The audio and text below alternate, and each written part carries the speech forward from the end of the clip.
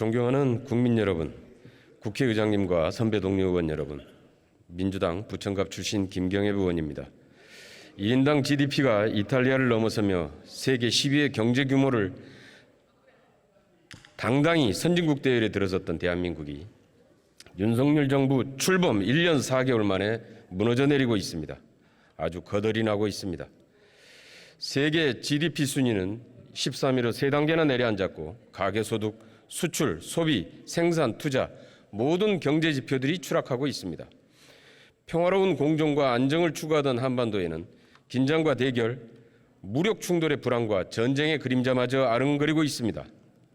일본의 극우 세력과 맥을 같이 하는 뉴라이트에 포위되어 이념의 노예가 된 윤석열 정권이 경제와 민생은 팽개치고 정치 보복과 야당 때려잡기, 냉전 이념 편가르기 외교에 집착한 결과입니다. 외교의 실패가 경제의 실패를 가중시키고 있습니다. 국무총리께 질의하겠습니다.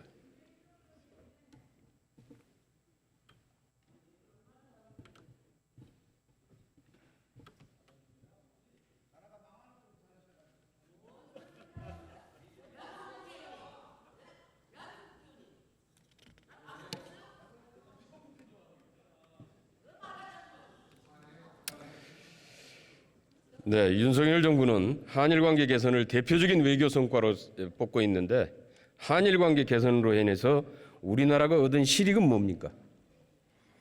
그동안에 한일 간에 여러 가지 어려움이 있었습니다만 무역에 대한 규제라든지 우리 반도체 아주 대단히 중요한 그런 치명적인 그러한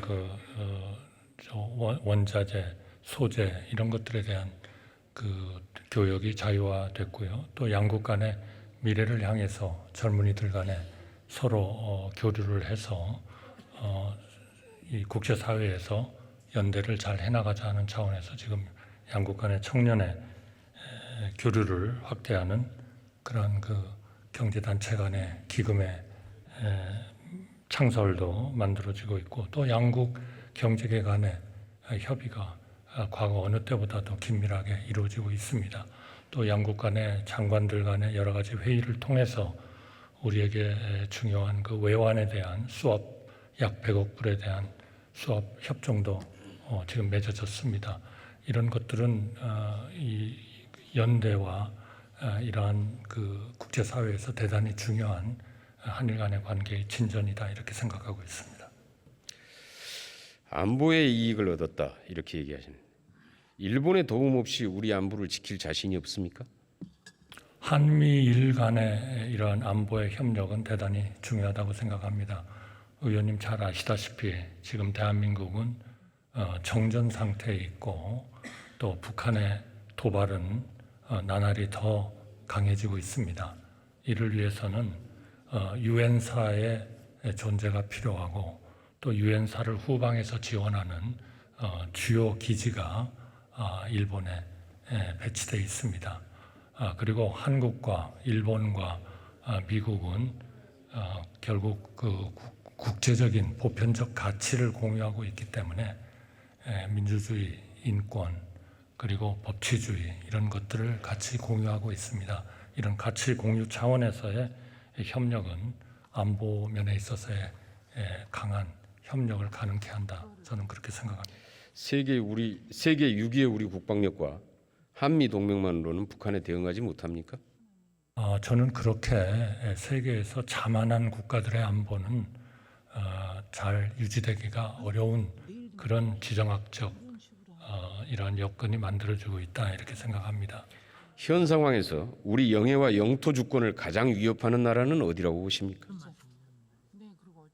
현 시점에서는 여러 나라가 있겠습니다만 우리 북한은 우리의 영토 또 우리 국민들의 자유 이런 거를 속박할 수 있는 그런 것들을 가지고 있고요. 또 우리 가장 가까운 나라인 우리 세계 2위의 경제 대국도 남중국해 같은 데서 우리의 교역을 담보하는 그런 항해의 자유 같은 것에 지장이 될 수 있는 잠재적 가능성도 있다고 생각합니다. 또 동북아에 있어서의 평화. 먼 데서 찾지 마시고요. 독도 영유권을 주장하고 동해를 일본해라고 주장하는 나라가 당장 우리 안보의 위협 아닙니까?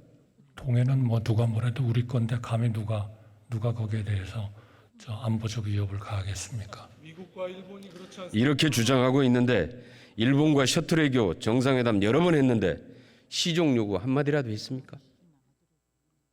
저 독도에 대해서 말씀하시는 겁니까? 독도든 일본해든 독도에 대해서는 계속 우리 정부가 분명히 독도는 우리 거라는 것을 확실하게 하기 위한 모든 외교적 조치를 정기적으로 매년 그렇게 하고 있다고 생각합니다. 아니 정상회담에서 한마디라도 했냐고요. 아니, 우리가 실효적으로 지배하고 있는데 왜 해야 됩니까? 우리가 우리 집사람을 내 집사람이라고 온 세상에 공포를 해야 되나요? 당연한 것이죠. 영해와 영토 주권을 지키는 일은 대통령의 가장 기본적인 임무 아닙니까? 그렇습니다. 네. 아까 경제적인 이익이라고 그랬는데 일본의 수출 규제 해제는 이미 우리 반도체 소부장 산업 국산화와 공급망 다변화로 성공했고 오히려 일본 기업들의 수출만 도와주는 꼴이 됐습니다. 저는 그렇지 않습니까? 성공했다고 보지 않습니다. 아마 기업들의 의견을 의원님께서 잘 들으셨으리라고. 무역협회에 따르면 올해 7월 대일본 수출액이 작년 동기 대비해서 10.2% 감소했습니다. 일본은 30년 장기 침체 탈출 기회를 맞이했고 25년 만에 한일 성장률이 역전된다고 하는데 어떻게 보십니까? 뭐 그것은 해에 따라서 또 그때의 경제 여건에 따라서 어느 나라가 조금 더 성장할 수도 있고 덜 성장할 수도 있습니다. 그러니까 아니 그것이 우리의 중요한. 일본 수출은 왜 감소하고 있는 겁니까? 그거는 당연히 이게 일본과 관계 개선의 결과입니까? 아닙니다. 그렇게 단기적으로 보실 일이 아니고요. 지금 전 세계가 금리가 지금 7배가 올랐습니다. 7배 오른 상황에서 각 나라의 수입 수요는 과거보다는 활발할 수가 없는 아니 전 세계가 당연한 올랐는데 거죠. 왜 우리 경제만 그러냐 이런 얘기입니다. 우리 경제는 그 대신에 또 내년에는 어느 나라보다도 좋아지지 않습니까? 내년에는 제 세계 생각에는 경제 탓 그만하고요. 원인을 내부에서 찾아보세요. 아니 제대로. 탓이 아니고요. 탓이 아니고 우리 국내적으로 우리가 왜 올해 1.4% 성장을 하는지 우리가 그 원인을 다 알고 있지 않습니까? 그러나 안다고 해서 우리가 금융을 풀고 재정을 방만하게 운영을 해가지고 국제적인 신인도를 떨어뜨리는 것은 중장기적으로 우리한테는 도움이 되지 않는다고 생각합니다. 윤석열 정부의 대표적인 또한 외교 성과라고 자랑하는 한미일 삼각협력 강화. 이를 통해서 우리나라가 얻은 이익은 무엇입니까? 의원님께서 뭐 너무나 잘 아시리라고 생각이 드는데요. 가장 중요한 것은 우리 국가의 안보, 자각 능력 이것이 현저하게 강화된 것이죠. 특히 북한의 이런 시도 때도 없는 이런 일종의 도발에 대해서 한미일 3국이 보편적 가치를 공유하면서 이러한 위협에 대해서 대응하는 그러한 능력은 상당히 강화되고 있다. 그렇게 생각합니다. 전례 없는 확장 억제를 강화시켰다라고 자랑을 하던데 어떤 확장을 억제한 겁니까? 지금 북한은 대놓고 법까지 만들어 가지고 북한의 도발이 줄어들었습니까? 안 줄었죠. 그러니까 더 아니면 대비를 우리 수출 철저하게 확장을 해야죠. 억제한 겁니까? 아니 저렇게 도발을 일삼는 사람들 앞에서 우리가 만약에 이러한 한미일 간의 협력을 통한 제대로 된 억지력을 확보하지 못한다면 이건 우리나라로서는 정말 이거는 비극이죠. 윤석열 정부 1년 동안 북한 탄도미사일을 발사한 횟수가 몇 회입니까? 아까 국방장관께서 잘 설명을 했습니다만 약 16회가 넘는 것으로 알고 있습니다. 30회입니다. 문재인 정부 5년 동안 있었던 26회보다 훨씬 더 많습니다. 윤석열 정부 들어서 북한의 비핵화가 조금이라도 진전된 게 있습니까? 그거는 전 정부도 비핵화를 진전 못 시킨 것과 똑같은 거죠. 그렇기 때문에 우리가 억지력을 아니, 진전된 확보해야 게 되는 있냐고요. 겁니다. 북핵 위협으로부터 우리 국민이 안전해졌습니까? 아니면 더 불안해졌습니까? 저는 훨씬 안전해졌다고 생각합니다. 더 안전해졌다고요? 모든 평화를 북한이 정하는 조건에 의해서 평화를 유지하는 것은 그거는 가짜 평화입니다. 우리의 문재인 정부 조건에 때는 의해서 풍계리 평화가 핵실험장이라도 유지돼야죠. 폭파됐고 동창리 ICBM 발사대라도 해체하는 결과를 얻었습니다. 그런데 지금 현재 윤석열 정부 들어서 작년 9월 달 북한은 핵무력을 법제화했고 지난 2일에는 전술핵 공격 가상훈련을 진행했습니다. 더 안전해졌습니까? 그러나 북한이 그러한 법을 정하는 것은 본인들의 주어진 절차에 따랐다고 저는 생각합니다. 만약에 우리가 윤석열 정부 들어와서 한미일 간의 협력을 강화해서 우리의 억지력, 국방력 이것을 강화하지 않았다면 어떤 일이 일어났을지 정말 끔찍한 일이죠. 그렇지 않습니까? 그래서 미사일 도발은 훨씬 더 많아졌고 북한은 핵 가상 훈련까지 진행을 한다 그러고 핵무력을 법제화시켰고 이렇게 지금 계속 지금 이 진전되고 있습니까? 그러면 우리가 거기에 굴복을 해가지고 북한이 하자는 대로 하고 북한은 우리 남한을 대한민국을 공격하지 않을 거라는 잘못된 허상에 빠지는 것은 정말 우리 국민들을 위협에 빠뜨립니다. 아니 확장 억제를 했다고 자랑을 하는데 실제로 확장 억제가 됐느냐라는 얘기입니다. 북한이 북한의 도발을 억제했느냐고요. 북한이 공격을 할 의지를 꺾어버린 겁니다. 공격할 의지를 꺾어버렸습니까? 도발을 하는 것하고 실제로 우리에 대해서 저 공격을 하는 거하고는 전혀 대단히 다른 착각하고 얘기죠. 계시는 거 아닌가요? 천만에요. 그렇지 않습니다. 의원님이 착각하고 계시는 겁니다. 아 그렇습니까? 한미일 공조 정말 공부 강화가 좀 하세요, 여러분. 네. 북중로 공조를 강화시킵니다.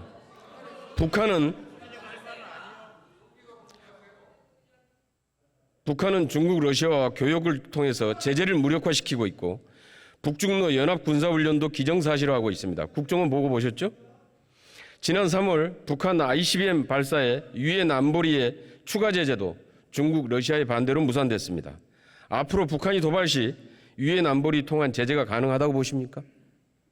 안보리 제재는 한편에서 우리가 추구를 해가면서도 최근에 국제 지정학적 위치로 봐서는 그런 상황으로 봐서는 유엔 안보리가 옛날처럼 그렇게 북한에 대해서 강한 조치를 못할 겁니다. 그렇기 때문에 한미일 협력이 절대적으로 필요한 겁니다. 이런 상황에서 우리가 그런 협력을 하지 않으면 도대체 누가 우리 5,200만의 안보는 보장해 주는 겁니까? 그건 우리가 보장을 해야 되는 겁니다.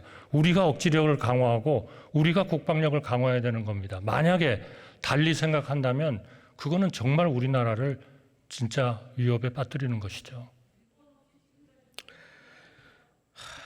그래서 일본의 도움을 받아야만이 가능합니까? 협력을 해야죠. 한미일 공조 강화가 북중로 공조를 강화시켜서 지금 현재 북한의 비핵화가 점점 더 어려워지고 있습니다. 그렇지 않습니까? 그럴수록 우리는 더욱더 억지력을 강화해야 됩니다. 냉정하게 생각해 보세요. 냉정하게 생각해 주세요, 의원님. 미국의 뉴욕타임즈가 지난 한미일 정상회담으로 미국의 꿈이 실현되었다라고 평가를 했습니다. 이 미국의 꿈이 뭐라고 보십니까? 보편적 가치를 같이 하는 나라들끼리 협력하는 것이죠. 그렇지 않습니까? 전혀 아닙니다. 잘못 판단하셨습니다. 전혀 아닙니다. 의원님 잘못 판단하셨어요. 여기에서 미국의 꿈이라는 것은 대중국 견제망을 구축하면서 그 과정에서 동맹국들의 기업을 흡수해서 자국 중심의 공급망을 구축한 것입니다. 영국 파이낸셜 타임스는 미국의 IRA 입법 반도체법 시행 이후 올해 8월까지 약 300조 원의 외국 투자를 유치했는데 한국 기업이 133조 투자로 가장 많습니다. 유럽연합 전체 기업을 합친 것보다 많습니다. 반면에 미국의 대한 투자는 10분의 1도 안 됩니다. 거기에다가 미국은 한국과 대만, 일본에 엄청난 무기 판매로 천문학적인 수익을 확보했습니다. 여기에 일본은 자신들의 인태 전략 구상을 실현해서 동아시아에서 주도권을 확보했고 군사 대국화의 길을 열었습니다. 여기에 동해를 일본해로 표기하면 미국의 인정을 받음으로써 이런 덤까지 얻었습니다. 우리가 얻은 건 무엇입니까? 의원님, 모든 나라가 자기의 국익을 위해서 움직이는 것은 맞습니다. 그러나 만약에 우리가 미국과의 동맹을 강화하고 그를 통해서 우리의 억지력을 강화하지 않으면 우리나라는 누가 보호해 주는 겁니까? 우리나라에 들어오는 외국인 투자가 그런 협력이 없는 나라에 들어올 것 같습니까? 그건 정말 안 되는 거죠. 의원님 정말 잘하시잖아요. 누군가에게 의존해서 반드시 보호를 받아야만 합니까? 지금 전 세계에서 봤을 때 동맹이 없는 나라일수록 위험하다는 거는 우리가 지금 다 보고 있지 않습니까? 그래서 우리 세계 6위의 국방력과 한미 동맹만으로 도저히 우리나라 지킬 자신 없습니까? 의원님, 패배주의에 빠지지 마세요. 이게 어떻게 패배주의입니까? 바로 총리님의 이런 답변 태도가야말로 사대주의입니다. 의원님, 패배주의에 빠지지 마세요. 네. 한미일 공조를 강화시키는데 왜 우리 경제는 추락하고 있습니까? 최대 무역국이자 소비시장인 중국을 자극해서 러시아를 적으로 규정해서 대중 수출이 급감하고 사상 최대 대중 무역 적자가 발생했습니다. 총리, 작년 미중 교역 규모가 얼마나 되는지 아십니까? 네, 5천억 불이 넘어갈 거라고 생각합니다. 작년에. 작년에 한 7천억 불 정도 되겠죠. 한중 무역 규모는 계속해서 축소되고 있는데 미중 교역 규모는 약 870조 원, 사상 최대를 기록했습니다. 미국 자본의 대중 투자도 확대되고 있습니다. 알고 계십니까? 최근에 좀 억지를 하려고 하고 있습니다만은, 그러니까 의원님께서 저는 꼭 이해해 주셨으면 좋겠는 게, 한국과 일본과 미국이 캠프 데이비드라는 세계가 큰 동요를 하고 방향을 전환해야 될 때 중요한 회의를 했던 그 회의를 하면서 이 세 정상이 단 한 번도 중국을 견제하기 위한 거라는 얘기를 한 적이 없습니다. 중국만이 이 세 나라가 중국을 견제하려고 한다라고 하고 있습니다. 우리가 왜 중국의 그런 주장을 우리가 따라가야 됩니까? 공동성명 안 읽어보셨어요? 공동성명이요? 거기에 대만에 문제 없습니까? 아니, 기자들 질문에 다 답변했지 않습니까? 이 한중일의 협력은 중국을 타겟으로 하는 게 아니다. 중국이 제대로 된 국제 질서를 지키도록 요청하고 있는 겁니다. 남중국해에서 항해의 자유를 지키고 섬을 갖다가 군사기지화하고 이런 것이 안 된다는 얘기를 하고 있는 겁니다. 그게 어째서 중국을 견제하는 겁니까? 겁니까? 묻고 있는 게 아니라 이런 한미일 공조 과정에서 우리가 얻은 경제적인 이익이 뭐냐라고 묻고 있는. 아니, 안보가 보장이 안 되는데 그런데 지금 그것으로 인해서 우리의 경제가 점점 추락하고 있습니다. 문제는 이런 외교 실패가 경제 실패를 가중시키고 있는 것입니다. 우리는 지금 현재 지난해 GDP가 8%나 하락했고 7월 제조업 수출이 14.5% 급감했습니다. 35년 11개월 만에 최대로 감소했습니다. 설비 투자는 8.9% 감소해서 11년 4개월 만에 최대 낙폭을 기록했습니다. 제조업 재고율은 11.6% 급등해서 외환 위기 때보다 더 악화됐습니다. 가계소득은 3년 전으로 후퇴하고 있습니다. 알고 계십니까? 저는 지금 의원님께서 말씀하신 거에 대한 다 답변이 있습니다만 답변할 시간을 주시겠습니까? 저는 의원님께서 지금 말씀하신 대한민국의 비관적인 설명에 대해서 하나도 동의하지 않습니다. 그러면은 제가 수출 시간을 소득, 주시면 소비, 제가 조목조목 설명을 드리겠습니다. 수출, 소득, 소비, 생산, 투자. 자, 문재인 정부 때보다 이 중에서 더 나은 경제 지표가 한 가지라도 있습니까? 그거는 5년 동안에 400조가 넘는 빚에 의존했고, 그리고 그동안에는 국제금융의 금리가 거의 0%였습니다. 그런 때하고 지금 7배가 금리가 오른 상태와 우리의 빚이 1000조를 넘어가지고 이제 국제사회에서 더 이상 빚이 늘어난다면 한국의 신인도를 검토해봐야 된다 하는 그런 상황하고는 너무나 다른 거죠. 어떻게 보면 지난 5년 동안의 경제 운영은 정말 무책임하게 운영한 겁니다. 아직도 그런 식의 외부 환경 탓이나 계속하고 있으니까 우리 경제가 이렇게 된 겁니다. 국내의 환경과 과거 정부의 정책은 중요한 겁니다.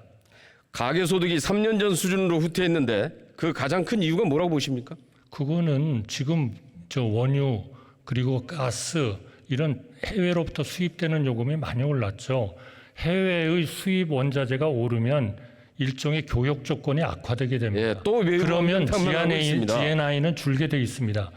이제 그런 상황을 너무나 비관적이고 장기적으로 보시는 것이 중요한 게 아니고, 지금은 우리 국민들이 우리 정치권과 모두 힘을 합쳐서 이 어려운 시기를 이겨내고, 그리고 중장기적으로 우리가 해야 되는 개혁을 해가지고 그야말로 경쟁력 있는 중장기적인 성장을 확보할 수 있는 그런 방향으로 가야죠.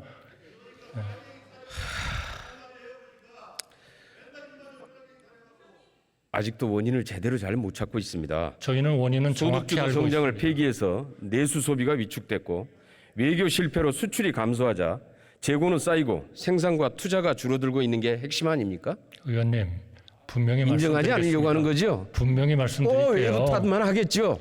문재인 정부처럼 계속 그런 하면 환경 탓만 하실 거죠? 문재인 정부처럼 하면 당장 회복됩니다. 빚 500조쯤 더 얻고 금리 인플레이션이 되건 말건 금리 낮추고 저희는 절대로 그렇게는 하지 못하겠습니다. 우리 국민들과 함께 이 어려움을 견디고 그리고 중장기적으로 정말 세계에서 존경받는 국가, 강력한 경쟁력을 가진 국가, 그리고 국제 수지도 흑자를 이루는 국가, 생산성이 높은 국가, 그리고 재정이 건전한 국가, 그런 나라를 이룰 겁니다. 지금 윤석열 정부는 냉전 이념 편가르기 외교에 매몰돼서 미중 갈등의 최전선에서 돌격대 겸 총알바지로 전락해가고 있습니다. 오히려 안보는 불안해지고 외교 실패가 경제 실패를 가중시키고 있습니다. 행동대장 역할만 하다가 한국만 독박 쓰고 있다는 지적 명심해야 할 것입니다. 동의하지 않습니다. 총리님, 한반도 종전선언이 유엔사를 해체시킵니까? 그렇게 갈 가능성이 누구보다도 높다고 하는 것이 전문가들의 의견이었지 않습니까? 어떻게 해서 종전선언은 유엔사 해체하고는 전혀 상관없다. 어떻게 국민들한테 그렇게 얘기할 수 있는 겁니까? 종전선언은 정치적인 선언이고 어떻게 이 정치적인 선언이 정전협정이 평화협정으로 대체되기 전까지는 정전협정 체제는 그대로 유지됩니다. 그런데 무슨 유엔사가 해체됩니까? 그거는 정말 눈앞의 것으로 정말 궤변입니다. 궤변. 네. 지금 총리님의 답변이 궤변입니다. 전혀 사실에 근거하지도 않는 궤변입니다. 많은 전문가들이 종전선언이 되면 이제 그 다음 단계는 유엔사가 필요 없지 않느냐. 종전이 됐는데 왜 이런 게 필요하냐. 한미동맹 필요하지 않지 않느냐. 그런 순서로 갈 거라고 그래서 걱정을 했지 않습니까? 저는 그렇기 때문에 정권 교체를 했다고 생각합니다. 이야, 정말 참 황당합니다. 절대로 황당하지 않습니다, 의원님. 종전선언이 뭔 줄도 모르고 있습니다. 이거는 국가가 살고 죽는 문제예요. 종전선언이 뭔지 평화협정이 뭔지 정전협정이 뭔지 이게 어떤 차이가 있는지도 모르고 지금 답변하고 있습니다. 저는 알고 있습니다. 알고 있기 때문에 걱정하는 겁니다. 그래서 종전선언과 평화협정을 주장하면은 반국가 세력입니까? 저는 그 문제는 별개의 문제겠죠. 만약에 그런 그것을 주장하는 그런 그 주장을 하시는 분이라면 저분은 국가의 안위를 걱정하는 분은 아니구나. 저는 그렇게 생각하겠습니다. 그러면은 종전선언을 처음 언급했던 부시 대통령도 반국가 세력인가요?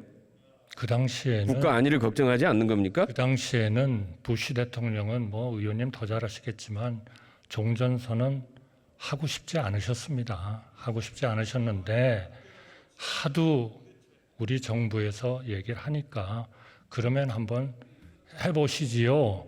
그런데 안 됐지 않습니까? 우리 북한의 의도는 우리가 그동안에 종전선언 주장하셨던 분들의 생각과 또 다릅니다. 그거를 잘 아셔야 됩니다.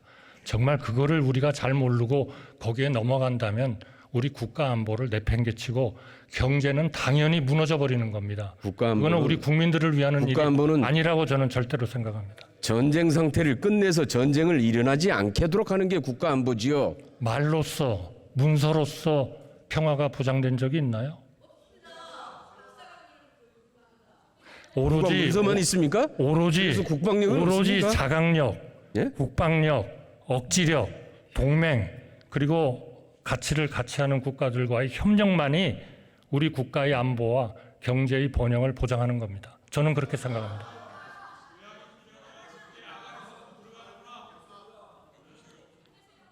종전선언을 하면은 우리 국방력이 군사력이 해체됩니까? 전문가들이 종전선언 이후에는 무엇이 올 거라는 것을 계속 얘기했지 않습니까? 우리가 거기에 귀를 막는다면 그것 또한 확증 편향입니다. 지금 총리님의 답변이 확증 편향입니다. 저는 그렇게 믿지 않습니다. 금년 3월 1일 미 연방의회에서 한반도 종전선언과 평화협정 추진을 주 내용으로 하는 한반도 평화법이 발의되어 연방의원 35명이 지지 서명을 했는데 알고 있습니까? 전 정부에서 그 35명에 대해서 많은 말씀을 건네고 한 거를 제가 잘 알고 있습니다. 전 정부가 아니라 현 정부에서 지지 서명했습니다. 아니에요. 전 정부로부터 시작이 된 건데요. 제가 그 히스토리를 다 알고 있습니다. 그러니까 이들도 반국가 제가 세력입니까? 미국 대사를 했던 사람입니다. 왜 모르겠습니까? 그렇게 했는데 새로운 정부가 들었으면서 그 설명을 또 여러 열심히 했습니다. 그래서 그것은 추진 동력이 앞으로 없을 겁니다. 작년 1월 달에 프랑스 상원에서 한반도 종전선언 지지 결의안이 만장일치로 통과되었는데 총리께서는 알고 계십니까? 저는 그건 모르겠습니다. 죄송합니다. 관심이 없는 거죠. 글쎄요. 이 프랑스 상원 의원들도 모두 반국가 세력인가요? 글쎄요. 저는 뭐 그렇게 단정하고 싶지는 않습니다. 중요한 거는 우리의 자세고 우리의 준비고 우리의 의지입니다. 자신의 생각과 다르다고 반국가 세력이라고 매도하는 게 바로 전체주의입니다. 총리는 대통령이 낡은 냉전 이념에 매몰되어 나라와 국민을 갈라치게 하고 반대 진영을 낙일찍 있는 언행을 중단하고 국민 통합의 언어, 대통령의 언어를 사용하라고 충원할 의향은 없습니까? 저는 대통령으로부터 대통령님의 의지를 들은 것은 우리 대한민국이 진정으로 자유민주주의를 존중하는 국가. 그래서 우리 모두가 내 자유만이 아니라 남의 자유도 보장해주고 그것은 더 나아가서 전 세계인들의 자유도 우리가 가능한 한 도와줄 수 있는 그런 나라를 만들어야 된다 하는 말씀을 들었습니다. 한 번도 지금 의원님께서 대통령님이 말씀하셨다고 지금 묘사하신 그런 뜻으로는 한 번도 들어본 적도 없고 그렇게 이해해 본 적도 없습니다. 묻는 질문에 대해서 전혀 엉뚱한 대답을 하고 있습니다. 총리, 국가 구성의 3요소가 무엇인 줄 아십니까? 국민 주권, 영토 그거였죠. 네, 그렇죠. 네. 그것을 포기하거나 이를 훼손하는 사람들이 반국가 세력 아닌가요? 글쎄요, 의원님 그렇게 생각하실 수도 있겠네요. 그러나 그렇죠. 중요한 거는 국가를 위해서 자유민주주의를 부정하는 사람들, 또 우리 시장 경제와 자유민주주의를 법치주의를 부인하는 사람들, 이런 사람들은 국가를 위해서 도움이 된다고 생각하지는 않습니다. 국가에 도움이 되는 걸 물어본 게 아니라 국가 구성의 3요소를 물어본 거였거든요.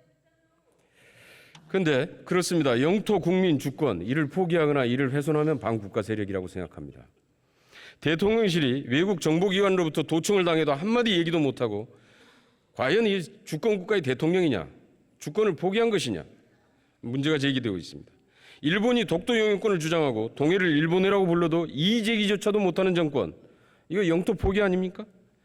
대법원 판결에 따른 강제징용 손해배상권마저 빼앗는 정부, 즉 국민을 보호하지 않는 행위가 바로 이런 행위들이 반국가적인 행위 아닙니까? 사이에서는 원래 도청이 가능합니다. 저한테 지금 물으신 건가요? 네. 네. 그럼 제가 어디다 다른 데다 물었겠습니까? 그럼 아까의 대답으로 다시 한번 대신하겠습니다. 네, 친구 사이에서는 자기 집사람을 매일 대중 앞에서 내 집사람이라고 얘기하는 것이 그것이 집사람과 그 배우자와의 관계를 결정짓는 것은 아니라고 생각합니다. 독도는 너무나 당연하게 우리의 땅이기 때문에 그 문제에 대해서는 언급을 할 필요도 없는 겁니다. 우리로서는.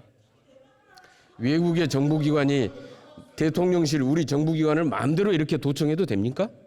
친구 사이에서는 됩니다. 글쎄요. 그 문제에 대해서는 양국 간에 얘기를 하고 있고 또 양국 간에서 필요한 조사도 하고 그 조사가 또 완료가 되면 논의를 하리라고 생각합니다. 괜찮습니다. 친구 사이니까 괜찮습니다. 대한민국은 3.1운동에 건립된 임시정부의 법통을 잇고 있는 거 맞지요? 네, 맞습니다. 그런데 독립운동과 독립군의 흔적을 지우고 독립군 토벌에 앞장선 친일 앞잡이로 대치하겠다는 행위는 바로 헌법을 부정하는 반국가적인 행위 아닙니까? 그거는 여러 번 말씀을 드린 것 같은데요. 그거는 지금 홍범도 장군의 흉상과 관련되는 거라면 그거는 육사의 정책성과 연관돼서 검토하는 것이고요. 그다음에 친일에 대한 것을 아마 백선엽 장군님의 거기에서 지운 것을 말씀하시는 것 같은데 그거는 제가 보훈처 장관께 들은 것은 보훈부 장관에게서 들은 것은 그것을 그렇게 표현하도록 무슨 법에 의한 것이 아니었다. 그리고 백선엽 장군이 대한민국을 보호하기 위해서 그 미군들과 협력해가면서 6.25 때 싸우고 무공 훈장을 비롯해서 수십 개의 훈장을 받고 이런 것에 판단해 봤을 때 그거를 그렇게 정하는 것이 법적으로도 문제고 적절치 않다. 그래서 저는 뭐 삭제한 것으로 그렇게 보고받았습니다. 뭐 같은 얘기 제가 만약 잘못됐다면 다시 한번 예. 보훈부 장관께 반국가적인 행위인지 아니지만 대답을 해주시면 되고, 그 다음에 후쿠시마 방사능 오염수가 안전하다 이렇게 주장을 했는데 아직도 확신하십니까? 과학적으로 방류가 되도록 검증하고 모니터링하고 국제사회하고 같이 할 때 안전하다고 얘기하는 겁니다. 왜 자꾸 앞에 과학적으로 처리한다는 얘기는 빼시고 오염수 방류가 안전하고 그럼 과학적으로 검증이 아니 됐습니까? 오염수를 방류를 하면 위험하지요. 아니 그거를 검증이 과학적으로 됐습니까? 처리를 할 때 안전하다는 것이 모든 과학자들의 얘기고 IAEA의 얘기고 미국 학자들의 얘기고 영국이 얘기고 EU가 얘기하고 그렇게 하고 있는 거 아닙니까? 왜 우리나라의 일부 우리 저는 뭐라고 말씀드려야 할지 모르겠습니다만은 일부입니까? 그러니까 죄송합니다. 제가 우리 의원님 질문에는 답변할 권한이 없기 때문에 제가 말씀은 안 드리겠습니다. 의원님께서 물으시면 제가 그 80%가 뭔지를 말씀드리겠습니다. IAEA가 오염수 방류로 인해서 해양 생태계에 미치는 영향을 검증한 적이 있습니까? 당연히 하고 있죠. 아니 한 그거를 적이 어떻게- 있냐고요? IAEA가요? 예. 일본과 같이 데이터를 다 검토하고 있죠. 이번 IAEA 보고서에 네. 해양 생태계에 미치는 영향에 대해서 분석 검증한 자료가 있습니까? 일본이 방류하려고 하는 모든 방안은 국민 건강과 안전에 적법하다고 본다. 이렇게 단언을 했지 않습니까? 그거는 당연히 해양 같은 거를 다 포함하는 거죠. 어떻게 도대체 방류하는 그 자리는 괜찮고 딴 해양에는 아주 치명적인 결과를 주는데 그거를 갖다가 어떻게 그 절차가 제대로 합리적이다. 어떻게 그런 판단을 하겠습니까? 의원님 같으면 그렇게 하시겠어요? IAEA 보고서에도 안전성을 담보할 수 없다. 책임은 일본 정부에 있다. IAEA는 어떤 책임도 지지 않는다라고 그렇지 명시하고 있는데 않습니다. 거기에서 몇 이게 페이지만 IAEA가 안전성을 검증하는 아니 몇 페이지만 뒤에 가보면 일본의 이 모든 방류 절차와 이런 기준은 합당하다라고 얘기를 했습니다. 지금 말씀하신 보고서 거는 중에서 모든 책자 앞에 붙는 이 책은 원하는 부분만 내가 선택적으로 선택해서 지금 해서 믿는 겁니까? 그게 아니고요. 그게 아니고 일본의 오염수가 안전한 거는 과학적인 처리를 하고 과학적인 방법을 따를 때 안전하다는 겁니다. 왜 의원님께서도 일부 여론조사처럼 앞에 과학적으로 처리한다는 거는 다 빼시고 일본이 오염수를 방류하니까 안전하다고 생각합니까? 저라도 반대한다고 얘기하겠습니다. 아니 오염수는 위험한 거죠. 무턱대고 과학적으로 안전하다고 처리된 하는데 오염수가 안전한 겁니다. 그게 지금 문제 아닙니까? 그것을 보장하고 있는 거 아니에요. 그리고 만약 그게 안 된다면 그때는 대한민국은 해양법 재판소에 제소할 겁니다. 후쿠시마 원전 폭발 당시에 IAEA도 노심 용융 가능성이 없다라고 했습니다. 그렇죠? 네. 후쿠시마 원전 폭발 당시에 IAEA도 노심 용융 가능성이 없다. 이렇게 얘기를 했죠. 용융 가능성이 없다고요? 예, 노심 용융 가능성이 없다. 용융이 됐는데 어떻게 용융 가능성이 없어요? 그때는 그랬습니다. 그리고 도쿄전력은 원전의 노심 용융 사실을 2개월간 은폐했음이 드러났고 5년이 지난 다음에 사죄를 했습니다. 이런데 IAEA 보고서나 일본 정부의 주장을 믿습니까? 확신하십니까? 당연히 그동안의 모든 절차에 대해서 저희도 참여해서 우리 전 정부에서 다 제도를 만들어 주셔가지고 우리의 전문가도 참여했고 기관도 참여했고 같이 시료도 채취해가지고 검사도 했고 다 그 결과를 7월 7일 날 발표한 거 아니겠습니까? 일본이 떠준 시료 갖다가 한 게 아니고요. 떠준 게 아니죠. IAEA가 다 같이 서가지고 점검한 거 아닙니까? 다 아시면서 그거를 자꾸 달리 말씀을 하세요. 총리께서 오염수 방류에 대해서 문재인 정부와 윤석열 정부의 입장이 같다라고 했는데 지금도 같은 생각입니까? 완전히 같습니다. 완전히 같습니까? 네, 그렇습니다. 그러면은 문재인 정부가 21년 8월 오염수 방류를 해양 투기로 보고 런던 의정서를 적용해서 논의하자라는 취지로 IMO에 의견서를 낸 바 있습니다. 알고 계시죠? 알고 있습니다. 그래서 총회에서 논의를 했고 이번에 IMO 당사국 총회에서 같은 의견을 낼 겁니까? 저희는 이 논의는 총회에서는 이렇게 결정했지 않습니까? 여기에서 말하자면 파이프를 통해서 하는 것이 육지에서 말하자면 방류하는 것이냐 해양 투기냐 하는 것에 대해서 총회에서 법률국에 검토를 시켰습니다. 그랬더니 법률국은 파이프를 통해서 하는 것은 아니라고 판단한다. 그러나 이것은 양 당사자가 협의해서 결정할 일이다. 이렇게 얘기를 했습니다. 그러나 그럼에도 불구하고 우리나라는 이 논의는 계속 이어가야 된다라고 얘기를 했고 거기에 따라서 아직 IMO의 결정은 이루어지지 않은 상태입니다. 그렇기 때문에 이것을 해양 투기로 봐야 되느냐 하는 문제는 계속 그 기관에서는 펜딩으로 남아있다 하는 말씀을 드리겠습니다. IMO에서 그래서 얘기하실 겁니까? 이것은요, 우리가 지금은 전 정부와 똑같이 과연 후쿠시마 방류가 과학적으로 이루어지느냐 하는 것을 우리가 보장받고 검증하고 모니터링하는 게 필요합니다. 지금 IMO에 가가지고 이거는 해양 투기입니다. 아니 과학적인 만약에 인체에 해롭지 않은 그러한 거를 만약에 한다고 하면 어떻게 하시겠어요? 물론 오염수 자체는 방류를 할 수 없도록 되어 있습니다. 그러나 과학적으로 처리된 인체에 해롭지 않은 그것도 거기에 들어가느냐 하는 것은 아직 펜딩이다 하는 말씀을 드립니다. IMO에서 논의해야 될 거 아닙니까? 그러니까 IMO 총회에서 문재인 정부와 똑같은 해양 투기로 보고 IMO 총회에서 논의를 하는 것으로 의견을 낼 것입니까? 우리는 그 문제를 계속 결론을 내서는 안 된다. 계속 논의를 해야 된다라는 입장입니다. IMO 총회에서요? 네. 그런데 외통회의에서 박진 장관은 해양 투기로 보지 않는다 이렇게 답변하시던데? 그래서 거의 논의할 필요가 없다는 그거는 과학적으로 처리된 것을 우리 일반적으로 오염수라고 해가지고 얘기하는 게 좀 한마디로 얘기하면 좀 합리적이지 아니지 않느냐 하는 말씀을 하는 거고요. IMO에서의 논의 자체를 동결할 생각은 저희는 없습니다. 그러니까 과학적으로 청의됐기 때문에 IMO에서 논의할 필요가 없다 이런 얘기인가요? 과학적으로 처리된 그러한 오염수를 국제사회가 다 인정하고 IAEA가 인정하는데 그거를 그러면은 말하자면 뭐라고 말씀드릴까요? 그 인체에 해로운 쓰레기를 갖다가 투기하는 거하고 똑같다. 그렇게 주장하는 게 우리의 합리적인 방안일까요? 그렇죠.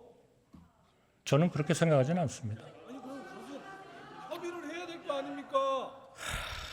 죄송합니다. 저는 답변 안 드리겠습니다. 의원님 말씀에. 절벽을 보고 있는 느낌입니다. 들어가셔도 좋습니다. 네, 감사합니다. 수고하셨습니다.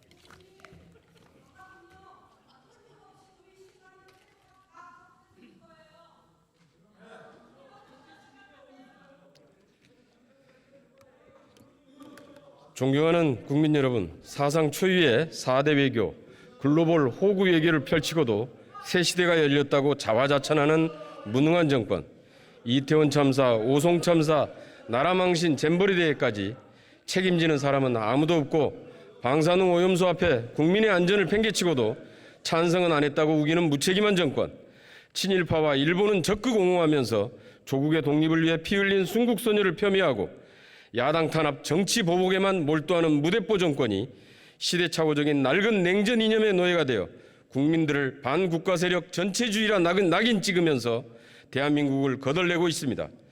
민생, 경제, 외교, 안보, 국민 안전에는 무능한 정권이 정치 보복과 이념 전쟁, 대통령 처갓집 챙겨주는 일에는 탁월한 능력을 발휘하고 있습니다. 10년 이상 준비해온 고속도로 노선 대통령 처갓집 땅 쪽으로 바꿔버립니다. 무능, 무책임, 무대포, 산무정권이자 민생 포기, 경제 포기, 국민 안전을 포기한 삼포 정권, 더 이상 국정을 운영할 능력이 없으면 나라가 더 망가지기 전에 스스로 권력을 내려놓는 것이 국민에 대한 도리일 것입니다. 경청해 주셔서 감사합니다.